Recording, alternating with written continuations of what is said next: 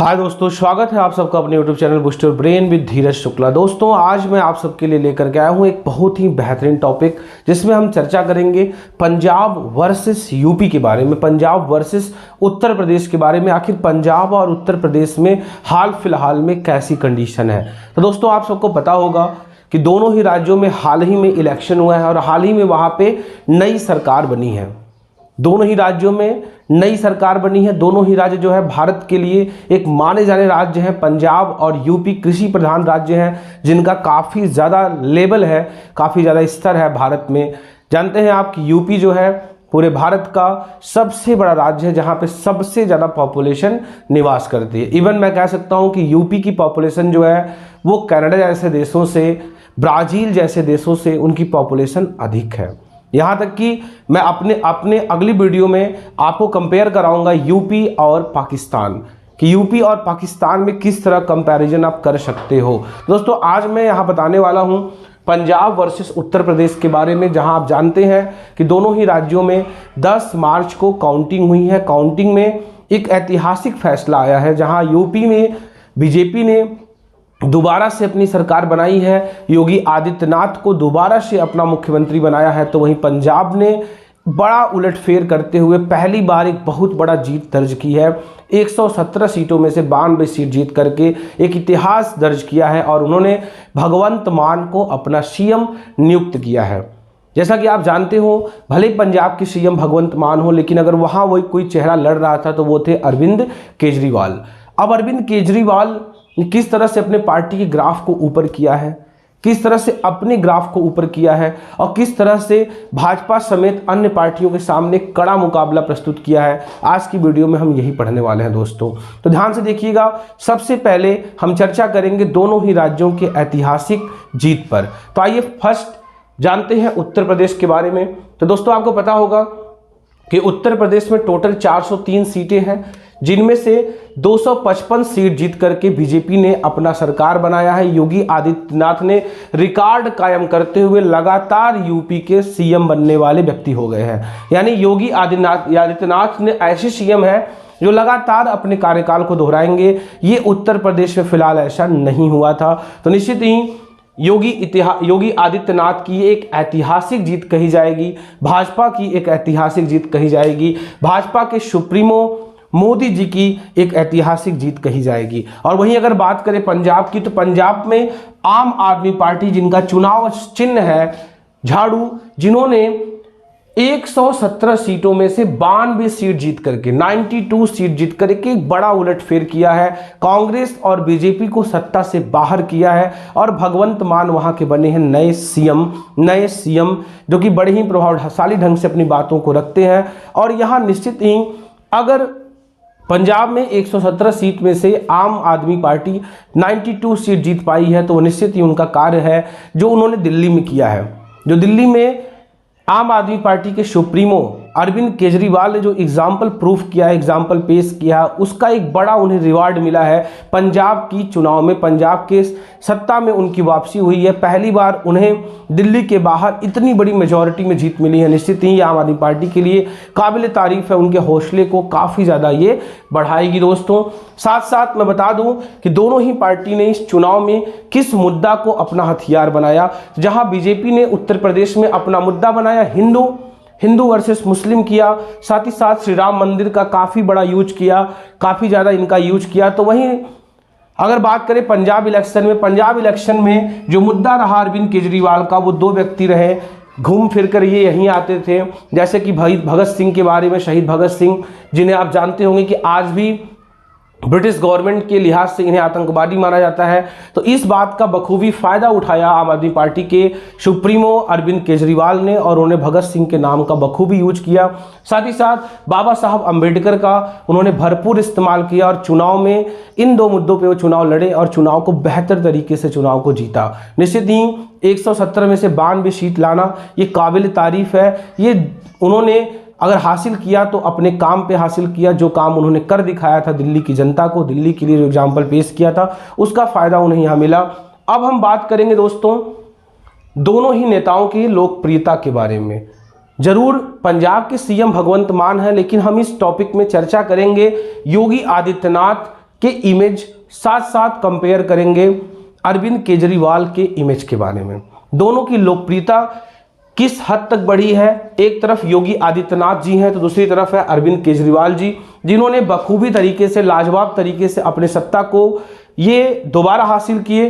तो वहीं जो अरविंद केजरीवाल हैं, ये पहली बार दिल्ली के बाहर एक बड़े राज्य में, जहां 117 विधानसभा सीटें हैं, उस सीटों में जाके एक बढ़िया फाइट किया और एक तरफा चुनाव को जीता। तो निश्चित ही ये इनकी लोकप्रियता की बात है। और ये लोकप्रियता बढ़ती कैसे है?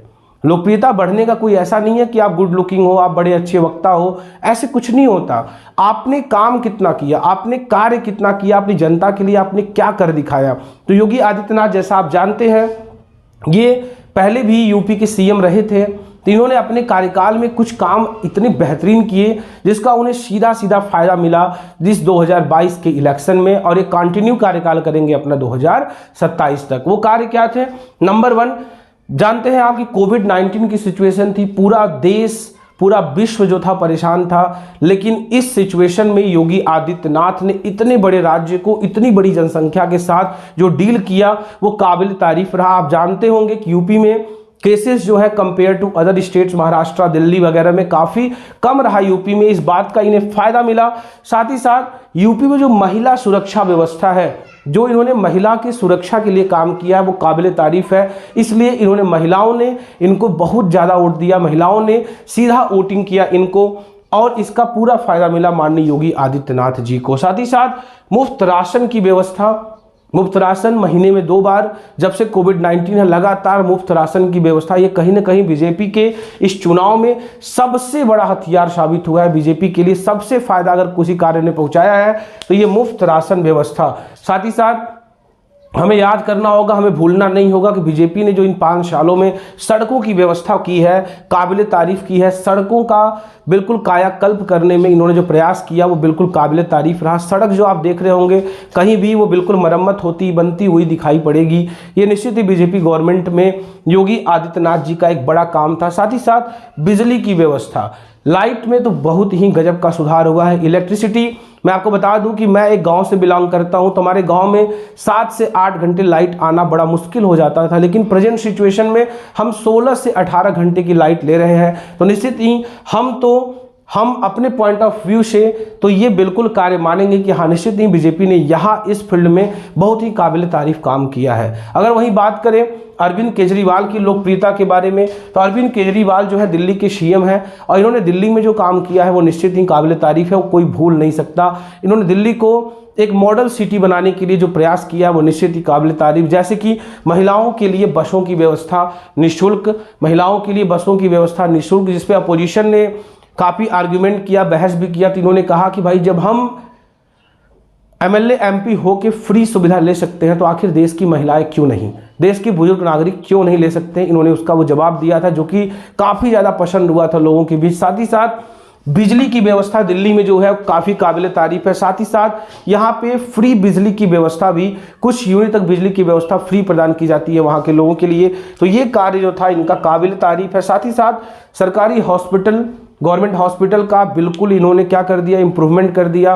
गवर्नमेंट स्कूल का इन्होंने जो कायाकल्प किया वो काबिल तारीफ रहा। आप दिल्ली की अगर गवर्नमेंट स्कूल में जाते हैं तो आप देखेंगे कि वहाँ जिस तरह की पढ़ाई है, जिस तरह का माहौल है, वो निश्चित ही काबिल तारीफ है। इनके पहले कार्यकाल में यही स्कूल, यही हॉस्पिटल काफ़ी बुरे हुआ करते थे, लेकिन इन्होंने लगभग कुछ सालों में जो दिल्ली में परिवर्तन लाया है वो काबिल तारीफ है। इसका रिवार्ड इन्हें मिला लगातार, दिल्ली में तो मिला ही, साथ साथ दिल्ली के बाहर पंजाब में भी मिला।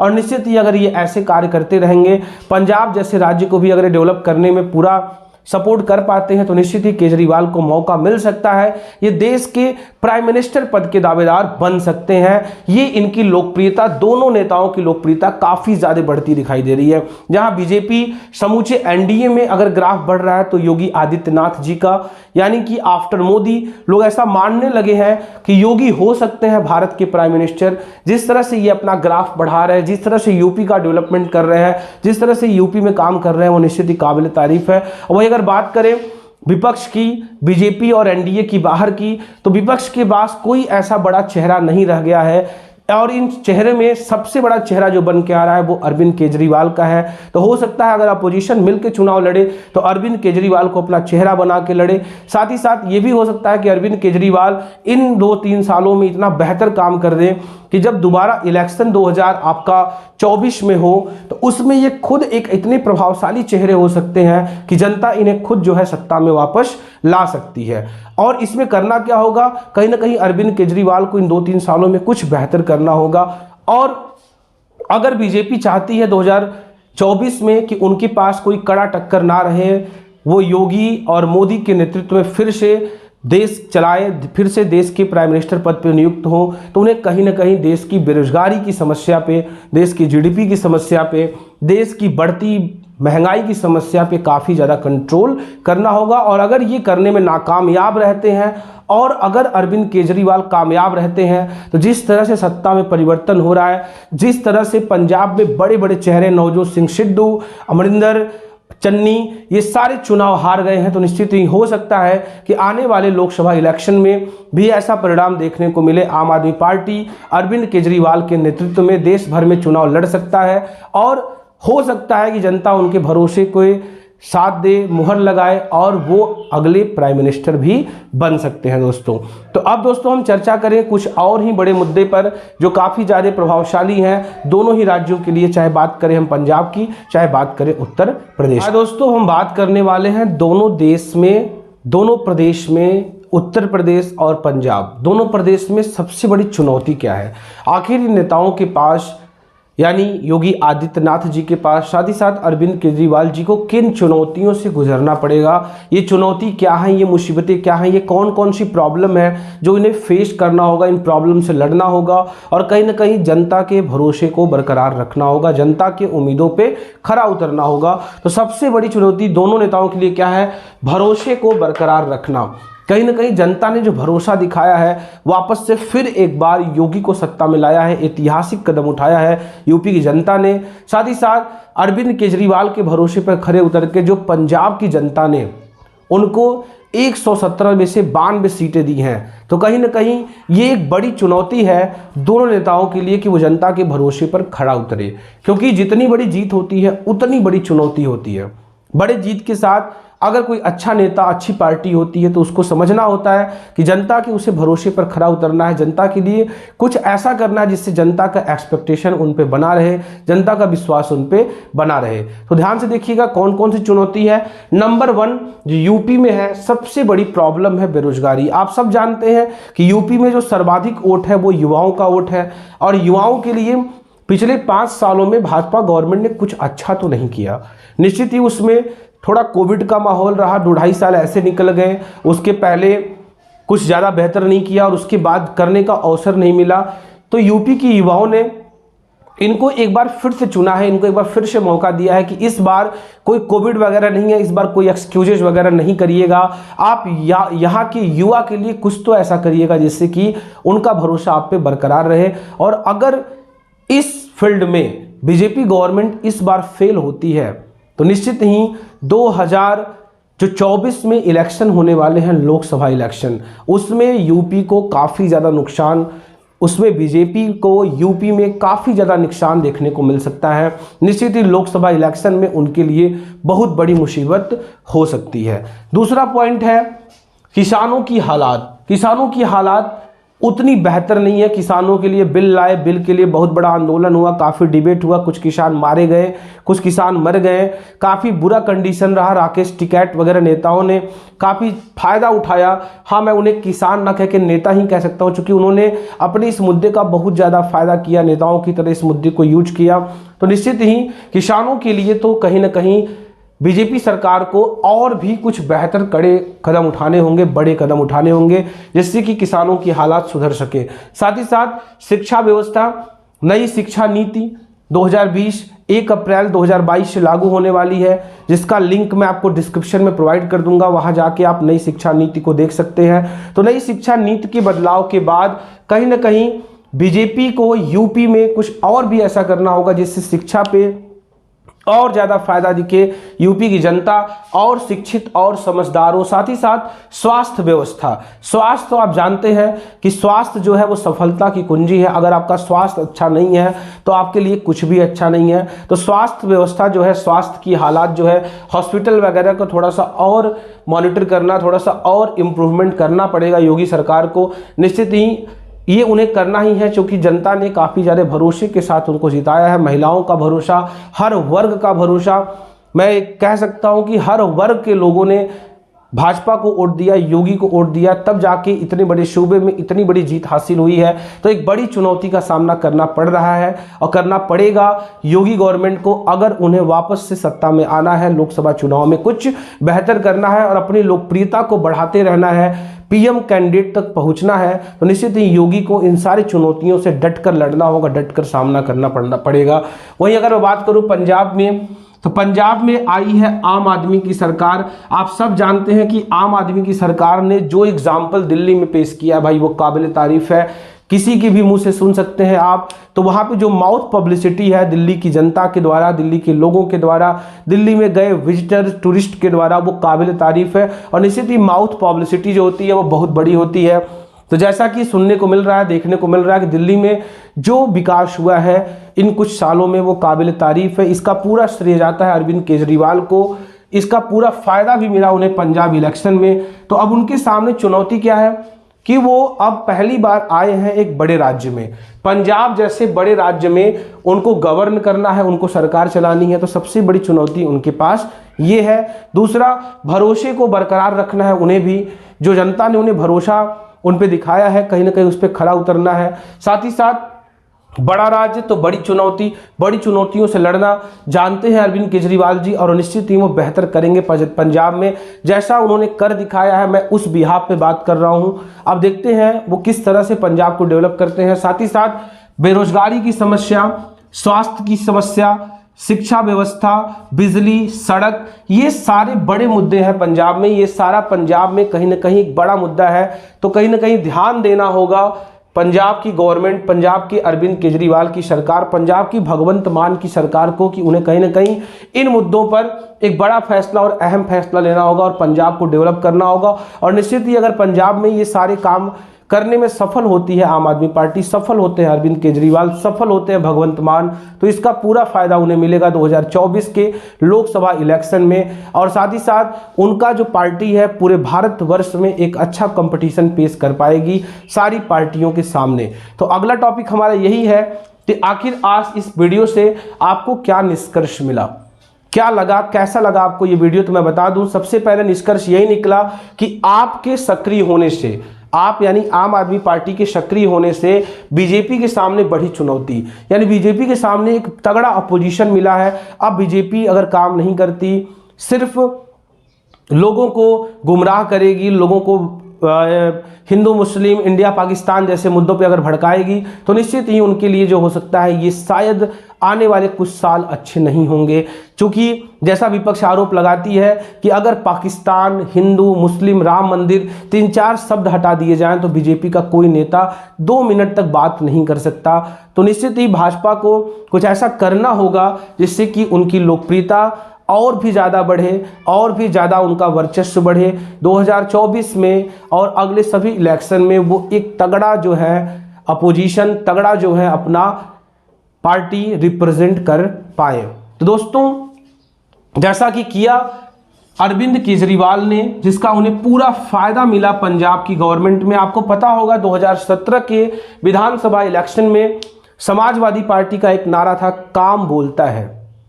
खैर, उनके लिए काम तो नहीं बोला, वो लगातार 2 चुनाव बैक टू बैक हार गए। लेकिन काम अगर बोला तो वो बोला किसके लिए?